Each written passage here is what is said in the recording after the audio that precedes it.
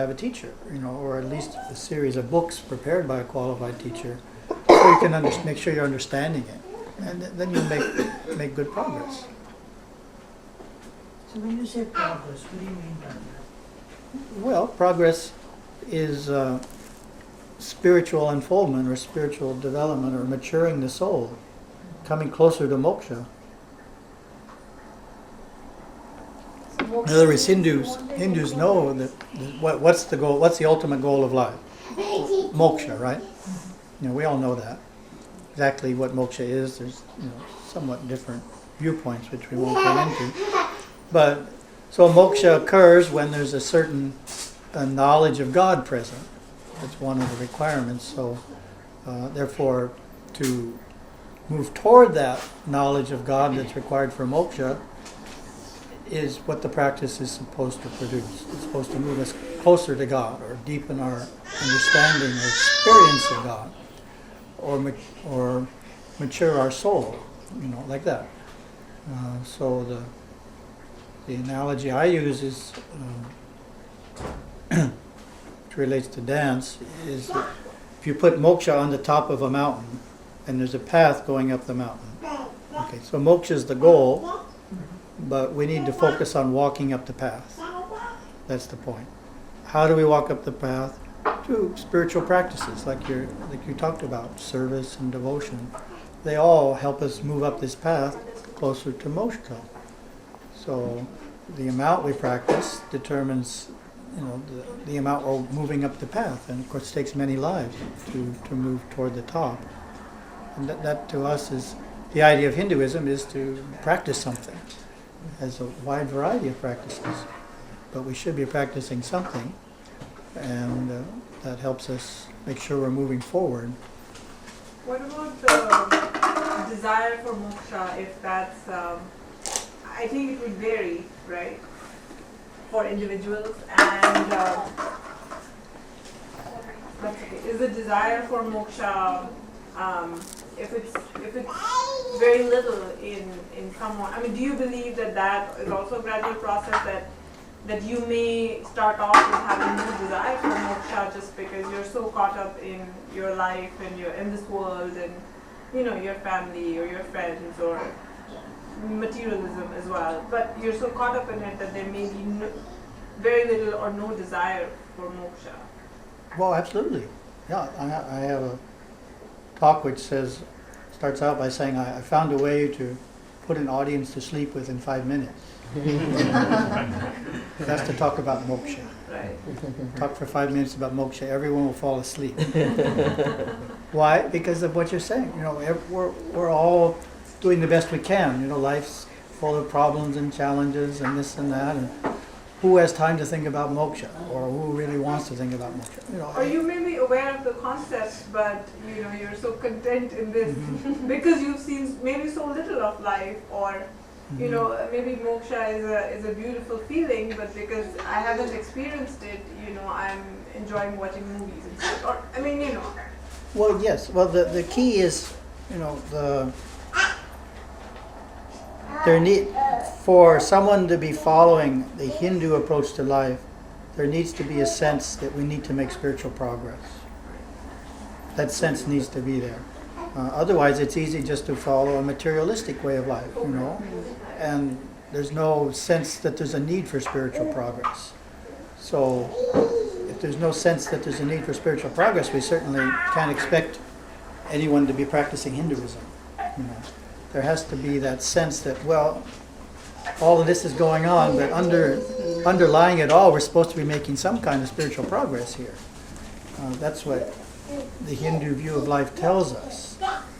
And so exactly how we do that, that the first part of it comes just in fulfilling duties, fulfilling dharma to all the members of our family. Doing a good job, meeting the needs of our family is actually giving us spiritual progress. And when we understand it that way, it's not separate from that.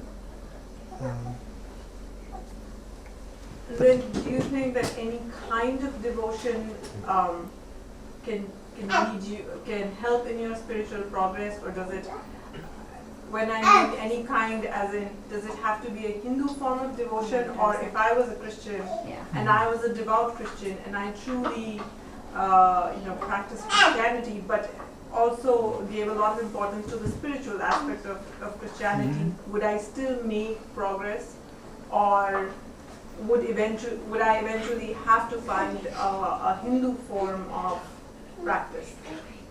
No, well, Hindus believe all religions are good. That's how we started. Maybe you weren't here then. Oh yeah, all religions are good, but they're quite different Right. in their concepts. Right. And so that's the point. Yeah, I understand they're different, but could I still make progress spiritually even if I was Christian? But I was a good Christian, I was very devout, I was doing good, I was practicing, I was doing all service and devotion, but following Christian rituals and not necessarily Hindu rituals. Well, it would depend on the type of Christianity. Christianity isn't a one thing, it's thousands of different Right. traditions, that I'm not an expert but in Christianity, but the basic concept is you have to accept Christ as your Lord and Savior. That's absolute. He is the only Lord and Savior. You have to accept that. And depending on how that branch of Christianity interprets that, that is the core of Christianity. And so, if that's the way someone feels, then they can make progress as a Christian.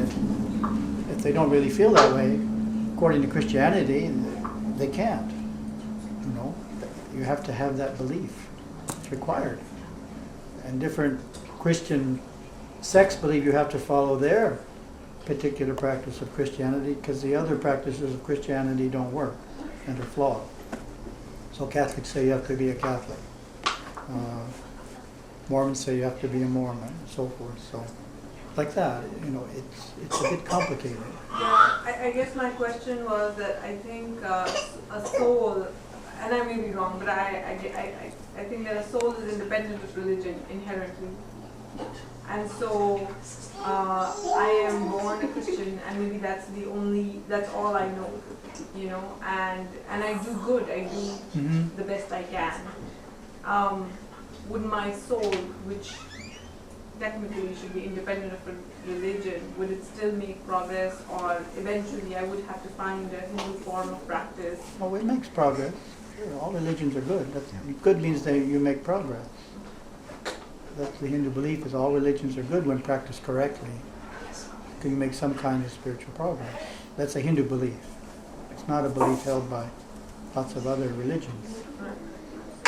I think basically it will fall up to, if we consider any religion, that how far we want to go. And basically depending on that, individual can decide that this is their goal, that's their goal, that's their goal, and that goal will be individual thing. So any religion can achieve for personal level that goal is fine. I think what Guruji was saying, that if you expand that one further, that we keep on asking the same question, that what we need, and if are telling salvation is important or not. Like somebody is earning lot of money, is that provide them the inner happiness they are looking for? Then all rich people should be happy. And how many rich people will say happy? Then other thing will be the success. That people get, suppose in my area, being professor in university, if I get Nobel Prize, will I be happy? I may be happy once that announced, and then after some period of time, again I am happy because I am unhappy